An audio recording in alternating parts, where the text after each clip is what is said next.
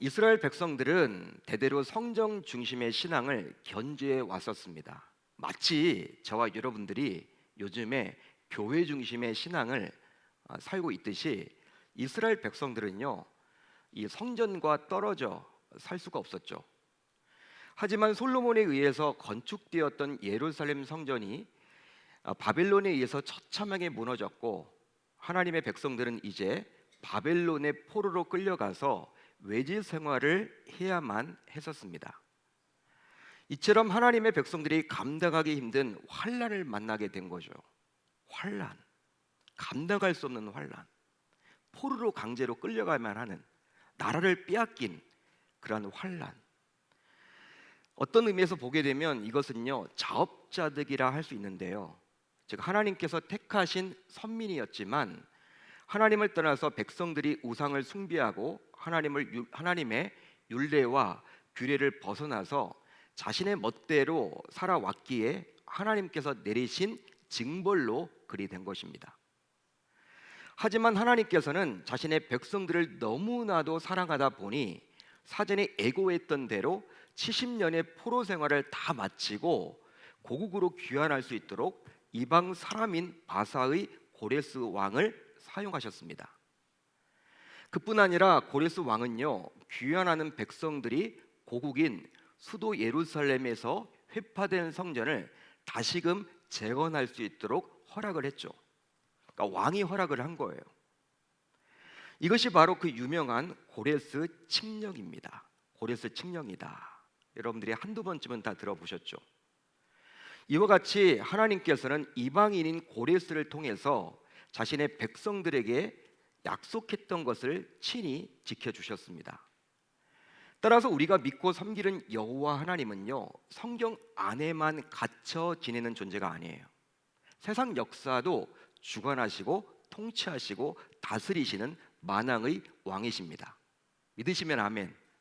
그러니까 하나님을 교회 안에만 가두어서는 곤란해요. 그러니까 때론 하나님께서는요, 신자인 저와 여러분들을 사용하시지만 때로는 불신자들을 사용하십니다. 그래서 불신 왕이었던 고레스를 사용하셔서 70년 후에 고국으로 돌아가도록 해주셨다는 거예요. 하지만 바사의 고레스 왕에 의해서 재건 명령이 떨어졌음에도 불구하고 성전 재건은 무려 18년 동안 중단되었다가 다시 재개되어서 결과적으로 첫 명령이 떨어진 후 약 23년에서 24년 정도가 지난 시점에 완공되었습니다.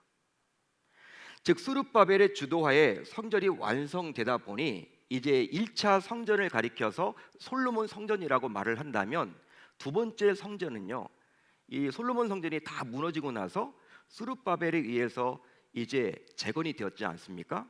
그렇기 때문에 보통 스룹바벨 성전이라고 불리워집니다. 하지만 성전은 완성되었지만 그 성전이 있던 예루살렘 성, 그 성을 에워싸고 있던 성벽은요, 아직까지도 불에 탄 상황이었어요. 자, 그렇다면 성벽 재건은 왜 시급한 과제일까요? 여러분, 성전과 성벽은 다릅니다. 성전은 재건되었어요. 그런데 아직까지도 성을 둘러싸고 있던 이 성벽은요, 불탄 상황이었어. 불탄 상황이었다. 바벨론에 의해서 70년 전에 그런 일이 벌어지지 않았습니까? 여러분, 수십 년 전에 그렇게 바벨론이 그렇게 예루살렘 성을 막 공격했던 그대로 지금 남아 있는 거예요. 그렇다면 왜 성벽을 재건해야만 하는 것일까요? 이것이 왜 시급합니까? 바로 성벽이 무너진 상태라면요, 수도인 예루살렘 성과 그곳에 있던 성전 역시 다시금 외적의 침입으로부터 안전할 수가 없기 때문이죠. 우리나라도 이 조선시대 때, 여러분 지금 서울이 굉장히 크죠. 근데 예전에 한양 때는요, 조선시대의 한양은요, 사대문 아닙니다. 그러니까 동대문과 남대문, 서대문, 북대문 다 있는 거죠. 이게 여러분 성벽으로 딱 이렇게 막혀져 있죠. 아무나 여러분 올라가지도 못하고, 그걸 여러분 뭐 지금 다시금 재건한다고 하지 않습니까? 그 성벽을, 산을 둘러싸고 있는 그 성벽을 다시금 쌓는 그 작업을 서울시에서 하고 있는데, 당시도 마찬가지입니다. 예루살렘 성을 여러분 이렇게 쌓고 있는 성벽, 대단히 중요하죠. 그게 무너져 버리면요, 아무리 여러분 성전이 있고 또 성이 있다고 하더라도 그 도시가 여러분 도시다울 수가 없는 거예요. 외적이 또 침입해 버리면요, 성전이 무너질 수밖에 없겠죠. 따라서 성전이 중요한 만큼 그 성전이 또 훼파되지 않기 위해서라도 성벽을 튼튼하게 재건하는 작업은요, 그 무엇보다도 중요한 거예요. 자, 그러다 보니 결국 느헤미야는 당시 바사의 아닥사스다 왕의 술관원이었지만 왕의 허락을 득한 후 예루살렘에 가서 52일 만에 성벽을 재건하기에 이르렀습니다. 어디 나와 있느냐? 바로 느헤미야 6장 15절을 보면 나와 있죠. 성벽 역사가 52일 만인 엘루럴 25일에 끝나매. 자, 그런데요, 오늘 우리가 살펴볼 느헤미야 7장을 보게 되면 이제 성벽 재건을 위해서 유다의 총독으로 오게 된 느헤미야는 성벽 재건을 하고 난 다음에 가장 먼저 무엇을 했을까요? 뭘 했을까요? 52일 만에 성벽을 재건했습니다. 놀랍죠, 여러분? 금방 성벽 재건을 했어요. 물론 여러분 쉽지는 않았습니다. 많은 방해 공작이 있었어요. 도전이 있었어요. 그렇지만 전적인 하나님의 은혜로 성벽 재건을 쌓았단 말이에요. 그거 하고 난 다음에 7장에 접어드는데요, 가장 먼저 느헤미야가 한 일이 나옵니다. 자, 오늘 보면 1절을 한번 같이 읽어볼까요? 1절 시작. 성벽이 건축됨에 문짝을 달고 문지기와 노래하는 자들과 레위 사람들을 세운 후에.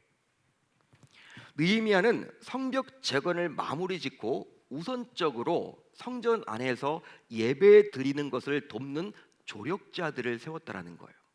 여러분, 누구를 세웠다고요? 예배를 드리는 자의 조력자. 그들은 바로 문지기와 노래하는 자들과 레위 사람들이었습니다. 문지기는 성문을 지키는 자들이죠. 45절을 보세요. 여러분 7장 45절을 보시면요, 138명을 세웠습니다. 문지기를 138명을 세웠다고 나와 있어요. 바로 예배를 드리는데 질서를 유지하는 것이 꼭 필요했기에 138명의 문지기를 세워서 단단히 지키도록 했던 거예요. 한마디로 요즘 같으면 예배를 질서 있고 경건하게 드리고자 세워진 예배 안내팀, 또 주차 봉사팀, 방송팀, 차량 운행팀 등이 포함되는 거예요. 그러니까 예배를 온전하게 경건하게 질서 있게 잘 드리고자 세워진 자들이 138명이 세워졌다는 거예요. 그 다음으로 성전에서 노래하는 찬양대를 구별해서 세웠습니다. 찬양이 중요하죠, 여러분. 지금도 우리가 찬양을 통해서 은혜를 많이 받지 않습니까? 자, 44절을 보면요, 무려 148명의 찬양대를 선발했어요. 148명의 찬양대. 그래서 대부분의 교회 목사님들이 여러분 이렇게 교회가 부흥되어서 한 성가대마다 찬양대마다 148명, 지휘자 반주까지 포함해서 150명을 로막으로 삼습니다. 저도 그렇게 기도하고 있고요. 대부분 한 150명 되면 좋겠다. 다 그렇게 여러분 꿈을 꿔요. 성경에 나와 있기 때문에. 148명의 찬양대를 세웠다라는 거예요. 대단하죠, 여러분? 요즘 같으면 온전한 예배를 드리고자 세워진 찬양팀과 찬양대와 중창단과 악기팀이 여기에 포함된다고 말할 수 있어요. 자, 그리고 제사장들이 예배를 잘 집전하도록 레위인들을 필요한 곳에 배치했는데요. 자, 오늘 보면 43절을 보세요. 몇 명 세웠습니까? 74명을 세웠습니다. 요즘 같으면 장로, 안수집사, 권사들을 곳곳에 세워서 목회자와 예배에 전념하도록 한 것과 같은 셈이에요. 여러분, 이처럼 느헤미야가 성벽 재건을 한 이후에 가장 먼저 온전한 예배를 드릴 수 있도록 예배 조력자들을 세웠다라는 거예요. 예배 조력자들을 세웠다. 이런 느헤미야의 모습을 통해서 알 수 있는 것이 있죠. 그것은 바로 무엇이냐면 느헤미야 역시 성벽 재건을 위해서 유다 총독의 자격으로 성벽 재건을 했지만 성벽 재건 그 자체가 목적이 아니라 성벽 재건을 통해서 성전에서 하나님께 온전하게 예배를 드리는 것에 더 관심이 가 있음을 알 수 있는 거예요. 성벽 재건이 왜 필요합니까, 여러분? 성전을 보호하기 위함이에요. 성전에서 하나님께 온전하게 예배를 잘 드리도록 하기 위함이죠. 즉 성벽을 재건함으로 성전에서 안전하고 은혜롭게 예배를 드리고자 하는 느헤미야의 마음을 엿볼 수가 있는 것입니다. 가장 먼저 한 일이 바로 예배와 관련된 조력자들을 세웠다는 것이죠. 이처럼 성벽 재건을 한 이후에 가장 먼저 예배를 조력할 사람들을 세운 느헤미야는요, 이제 오늘 말씀 2절을 보세요. 2절을 보시면요, 유다 총독으로서 수도인 예루살렘을 다스릴 자들을 세우게 되었습니다. 자, 2절을 한번 같이 볼까요? 2절 시작. 내 아우 하나니와 영문의 관원 하나냐가 함께 예루살렘을 다스리게 하였는데. 느헤미야는 두 사람을 꼭 집어서 그 둘을 공동으로 세워서 수도인 예루살렘을 통치도록 했다라는 거예요. 통치하도록 했다. 한마디로 예루살렘의 시장으로 맡겨놓은 거예요. 예루살렘의 시장 역할을 하도록, 공동시장의 역할을 감당하도록 이렇게 명을 내렸습니다.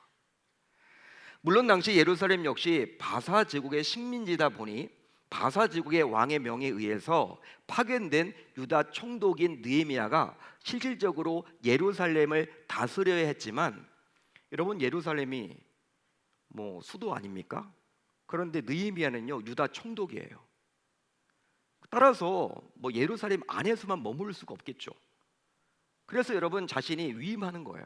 두 사람을 세워서 그 두 사람으로 하여금 실질적으로 수도인 예루살렘을 다스리도록 했습니다. 왜? 자기 자신은 전국을 돌아다녀야 하기 때문에. 자, 그런데요 이제 느헤미야가 세운 지도자로 세운 두 사람에게 한번 집중을 해보자고요. 주목을 해보셨으면 좋겠어. 그 둘은 바로 누구였습니까? 느헤미야가 지금 예루살렘의 지도자를 세웠던 두 사람이 누구였습니까? 한 사람은 바로 하나니라는 사람으로서 느헤미야의 친동생이었습니다. 남자 동생이었어요. 즉 느헤미야는 두 지도자 중 한 사람을 자신의 최측근인 동생으로 세워놓았죠. 실질적으로 유다 총독의 자격으로 느헤미야가 예루살렘에 와서 성벽을 52일 만에 재건했지만 그 과정 속에서 앞에서도 제가 말씀을 드렸지만 많은 반대와 도전이 있었습니다. 반항이 있었어요. 쉽지 않았습니다, 여러분. 52일 만에 성벽을 재건했다? 이건 여러분 느헤미야가 잘했기보다는 하나님의 전적인 은혜였어요. 얼마나 여러분 느헤미야가 이 성벽을 재건하려고 했을 때 방해 공작에 강했는지 몰라요. 얼마나 사람들이요 막 어거지를 쓰고 이 느헤미야를 여러분 골탕 먹이려고 했는지도 몰라요. 어떤 경우에는요 여러분 바사에 있는 아닥사스다 왕에게 막 편지를 써가지고 모함을 했어. 모함을. 유다 총독으로 왔던 느헤미야가 황당하겠죠. 모함까지 당했으니까. 근데 이런 우여곡절을 겪고 난 다음에 52일 만에 이제 성벽을 재건한 거예요. 따라서 느헤미야에 대해서 대놓고 반대하는 무리들과 세력이 여전히 있었습니다. 그런데 이런 모든 반대와 방해와 도전을 물리치고 느헤미야는 결국 성벽 재건을 마치게 된 거예요. 그런데 느헤미야가 자신의 동생을 지도자로 세우게 되면요 어떤 일이 벌어지게 되겠습니까?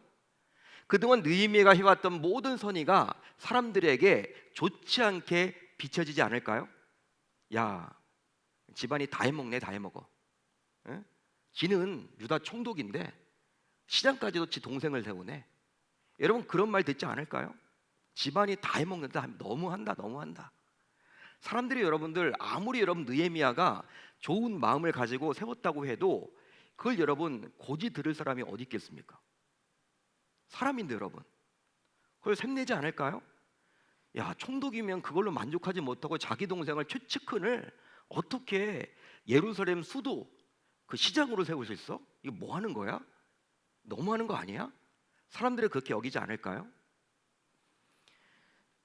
자신의 동생을 지도자로 세우기 위해서 성벽을 재건했구나, 이런 의심을 주변 사람들이 할 수도 충분히 있었겠죠. 한마디로 이번 인사를 놓고 설레하는 사람들이 점점 많아지면서 느헤미야의 인사가 공정하지, 못하다라는 의심을 살 수도 충분히 있었겠죠. 쉽게 말하면 느헤미야를 놓고 수군대는 사람들이 점점 늘어만 갔을 것입니다. 따라서 당시 느헤미야는 이런 위험을 감수할 필요가 없었어요. 그걸 할 필요가 없죠, 여러분. 사람들이 여러분 느헤미야 동생만 있는 게 아닙니다. 오늘 말씀 5절 이하를 잘 보시면요, 귀환했던 백성들이 정말로 많았기 때문이에요. 얼마나 많은지 모릅니다. 그들이 여러분 이름까지도 잘 기록이 되어 있죠. 어떤 자손인지 몇 명인지 5절 이하를 보면요, 여러분 너무나 자세히 기록이 되어 있단 말이에요. 수만 명입니다. 수만 명. 그러기에 굳이 동생이 아니라도 그 많은 사람들 가운데 한 사람을 선택하면 그만이에요. 욕먹을 필요가 없겠죠. 그런데 느헤미야는 욕먹을 각오를 하고 자신의 동생을 지도자로 세웠습니다. 자, 그렇다면 느헤미야는 왜 이런 결정을 내렸던 것일까요? 왜 그랬을까요, 여러분? 여러분, 느헤미야가 세운 또 한 사람이 있는데 바로 누구입니까? 이제 오늘 말씀을 보게 되면 영문의 관원이었던 하나냐라는 사람이죠. 하나냐 비슷합니다, 이름이. 하지만 말이 영문의 관원이지, 영문의 관원은 한마디로 성문을 관리하던 문지기예요. 문지기 출신을 수도인 예루살렘의 시장으로 세운 거예요. 야, 이것도 여러분 이상하지. 이것도 여러분 좀 이상하죠. 따라서 느헤미야는 그런 문지기를, 백성들을 다스리는 지도자로 세웠다라는 거예요. 물론 직업에 규칙은 없죠. 하지만 그럼에도 불구하고 당시 더 나은 경력과 실력과 스펙을 가진 자들이 즐비할 텐데 굳이 영문의 관원 문지기를 수도 예루살렘의 시장으로 세워야만 했을까? 그렇다면 느헤미야가 그런 능력 있는 자들이 아니라 오직 문지기를 택해서 지도자로 삼았던 이유는 과연 무엇 때문입니까? 만약 당시 느헤미야가 여러분들 각자에게 찾아와가지고 이 청년들에게 찾아오고 여러분들 각자에게 찾아와가지고 누구를 지도자로 세우면 좋겠느냐? 고민이 된다. 예루살렘의 수도로, 이 수도인 시장을 누구를 세우면 좋겠느냐고 묻는다면 여러분들이 어떻게 대답을 하실래요? 동생을 세우라고 하시겠습니까? 아니면 문지기를 세우라고 말하겠습니까? 그런 조언을 할 리가 없겠죠, 여러분. 할 수가 없겠죠. 아무리 그래도 한 나라의 수도의 시장인데. 자, 그러면 왜 느헤미야는 다소 무모한 이런 결정을 내렸던 것일까요? 실제로 인사가 만사라는 말이 있듯이 사람을 적재적소에 세우는 능력은 지도자가 갖춰야 할 최고의 덕목 아닌가요? 맞는 말이죠, 여러분. 한마디로 적재적소에 꼭 필요한 사람만 세운다면 그 사람은 단연코 인정받을 만한 통치자라고 감히 말할 수 있는 거예요. 쉽게 말하면 대통령과 같은 최고 통치권자는 모든 분야에 대해서 알 수도 없고요, 알 필요도 없습니다. 솔직히 그래요. 뭐 대통령이 여러분 경제를 알면 얼마나 알아요. 여러분 뭐 몇몇 분야만 아는 것이지 전체를 여러분 다 알 수는 없거든요. 알아서도 안 되고 알 필요도 없는 거예요. 바로 각 분야에 꼭 필요한 전문가들 제대로 세우기만 하면 되는 것이죠. 따라서 당시 유대 총독인 느헤미야 입장에서도 예루살렘을 다스릴 지도자를 잘 세워야만 했습니다.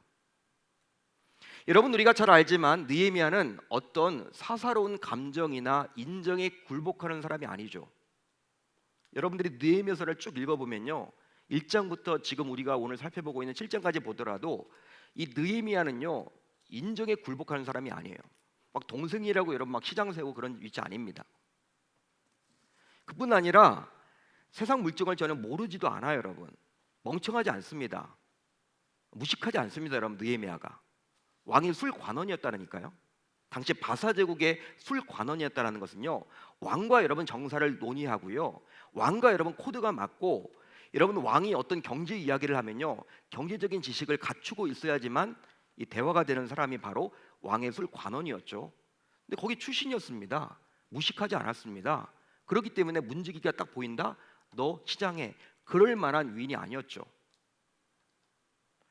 실제 앞에서 잠시 살펴봤지만 느헤미야의 중심에는요, 오직 하나님만 계셨고 그 하나님께 예배를 드릴 수 있는 성전만이 존재했다라는 거예요. 여러분, 느헤미야는요, 뭐 무식하거나 모자르거나 여러분 인정에 굴복하는 사람이 절대로 아닌데 그가 그 동생을 수도 수장으로 삼고 또 문지기를 수도 수장으로 삼았다라는 것은요, 뭔가 이유가 있다라는 것이죠. 뭔가 이유가 있다라는 것이죠. 느헤미야는요, 여러분 어떤 사람이었습니까?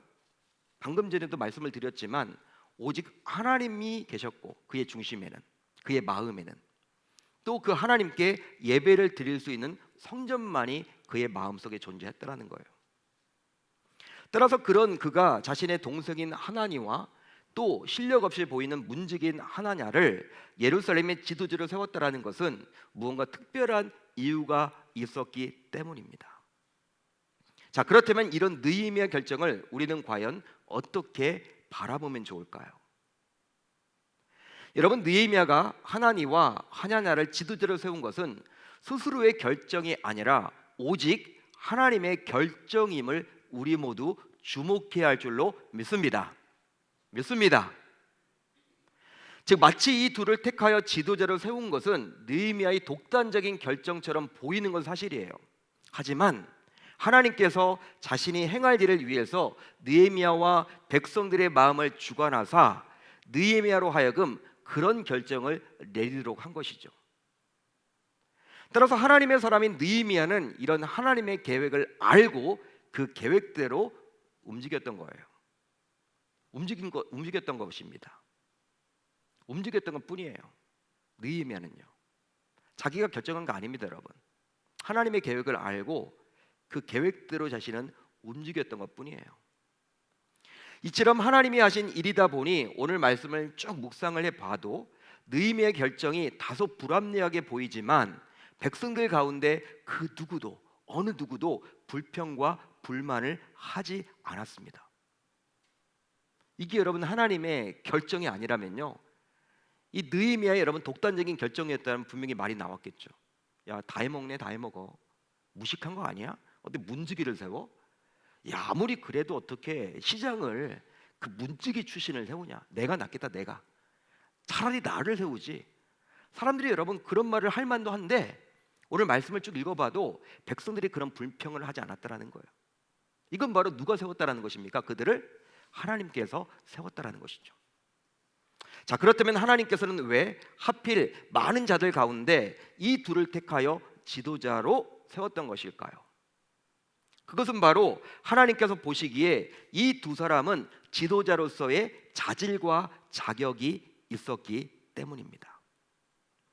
따라서 신자인 우리는 그 두 사람이 느헤미야와 어떤 관계였으며 또 이전에 그들이 어떤 일을 했었는지가 대해서 집중할 것이 아니라 그들의 신앙과 삶에 주목해야만 하는 거예요. 자, 그러면 우선 하나님의 선택을 받은 하나니는 과연 어떤 자였습니까? 하나니, 느헤미야의 동생이었던 이 하나니는 어떤 자였습니까? 하나니는 성전을 너무나도 사랑했던 자였어요. 성전을 너무나도 사랑했던 자가 바로 이 하나니였습니다. 실제로 하나니라는 이름은 오늘 본문에서 처음 나온 이름이 아니라 느헤미야서를 쭉 읽어봤던 사람들은 다 알 거예요. 1장에도 나와 있죠. 1장에 나옵니다, 여러분. 시작하자마자 나오는 인물이 바로 이 하나니라는 이름이에요. 느헤미야 1장에서 볼 수 있는 하나니는 자신의 눈앞에서 성벽이 허물어지고 불에 탄 것을 그냥 보고 있을 수만은 없었어요. 그래서 이것을 해결할 방도를 나름대로 찾았는데 스스로의 힘으로는요 아무것도 할 수가 없었습니다. 안타까운 일이죠. 아마도 보통 사람들 같으면 이런 상황 속에서 자포자기 하겠죠. 노력을 해봤지만 자기가 해결할 수 있는 방법은 아무것도 없기 때문에 자포자기 했을 거예요, 대부분의 사람들은. 하지만 이 하나니는 바사에 있던 자신의 형인 느헤미야를 기억해내었고 그 문제를 해결하고자 아주 먼 거리에 있던 바사의 수상궁까지 직접 찾아갔어요. 형에게 찾아갔어. 그 문제를 알고자. 물론 지금과는 달리 당시 고대 사회의 교통편이었기에 아주 오랫동안 찾아가야만 했겠죠. 그뿐 아니라 하나니는 자신의 형인 느헤미야에게 성벽이 무너져 내린 처참한 상황을 이야기한 이후에 형이었던 느헤미야와 함께 수일 동안 머물며 금식하기에 이르렀습니다. 여러분 1장을 보게 되면 느헤미야가 이 동생이었던 하나니로부터 그 성벽이 불탔다, 이런 이야기를 듣고 수일 동안 울며 금식했다가 나와 있는데, 느헤미야만 여러분 그렇게 하진 않았겠죠. 동생과 함께 여러분 같이 붙들고 기도하면서 울면서 여러분 금식하지 않았을까요?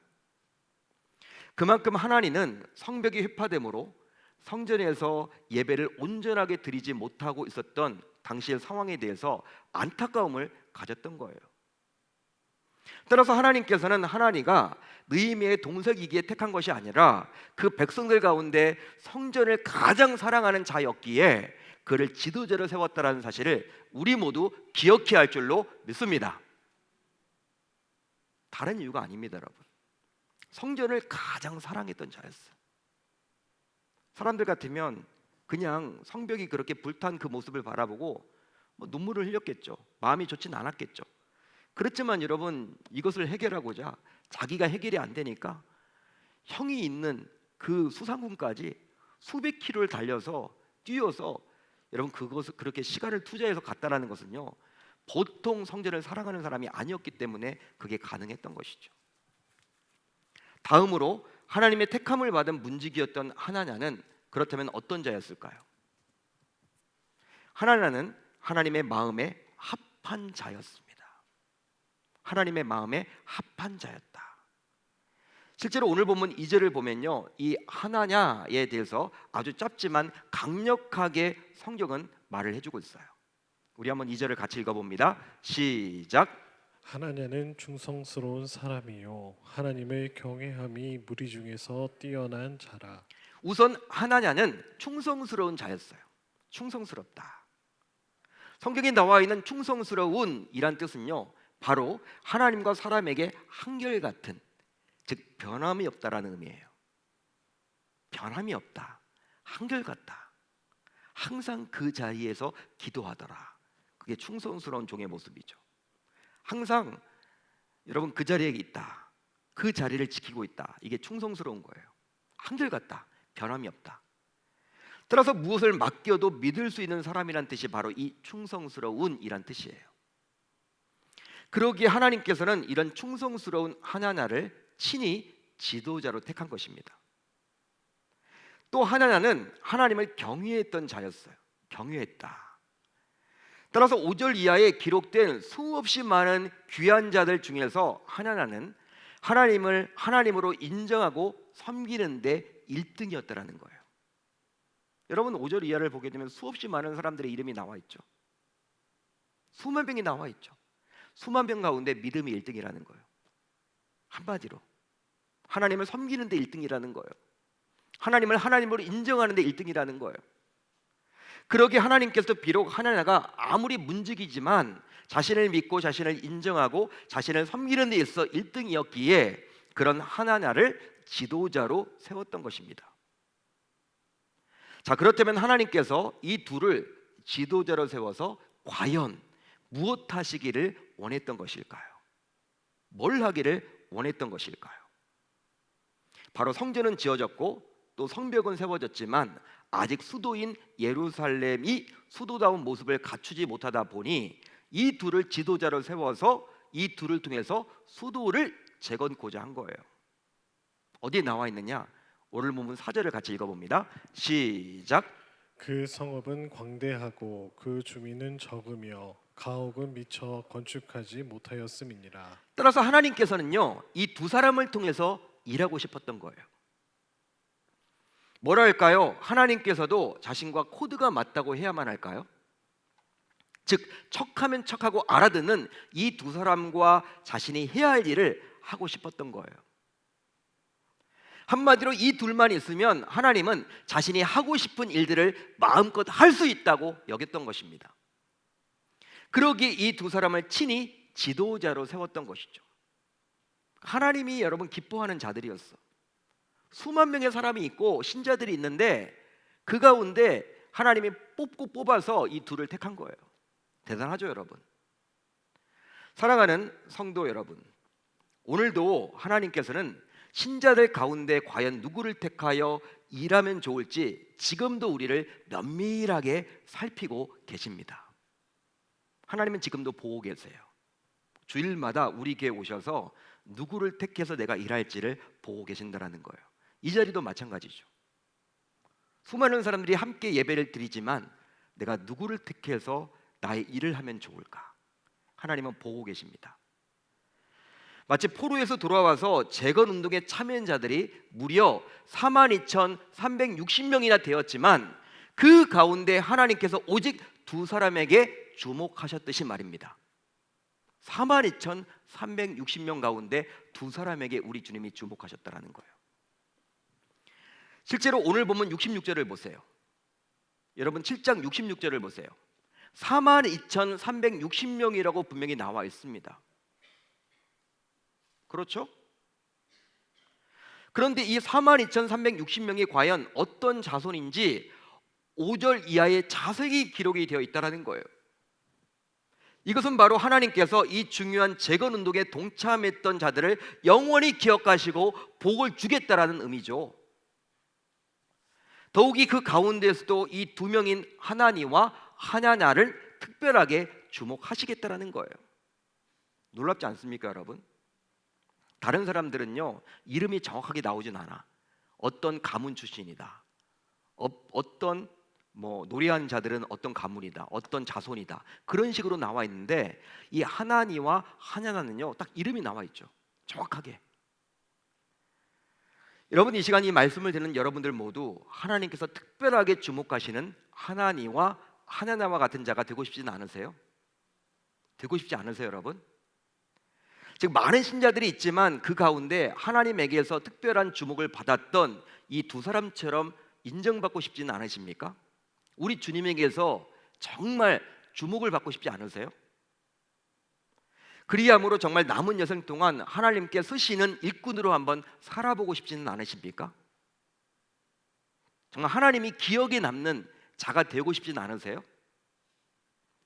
그런데 대부분의 신자들은 말로는 하나님께 쓰임을 받기를 원한다면서도 막상 우리 주님으로부터 주목을 받게 되면 이런저런 핑계를 대면서 자꾸 피하려고만 하죠.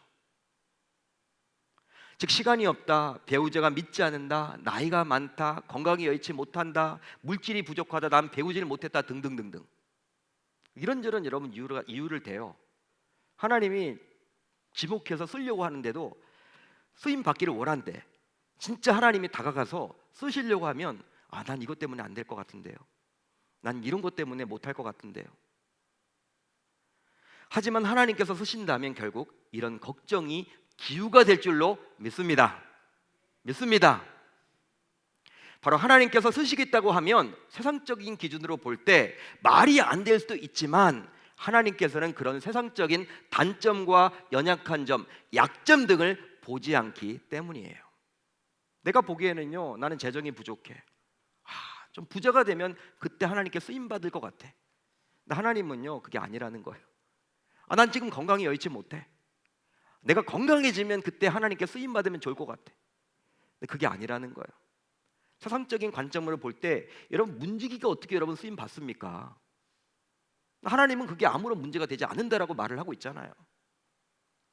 세상 사람들이 여러분 손가락질 당하는 그 형제지간, 어떻게 총독으로서 그렇게 동생을 그렇게 수도의 수장으로 세울 수가 있냐?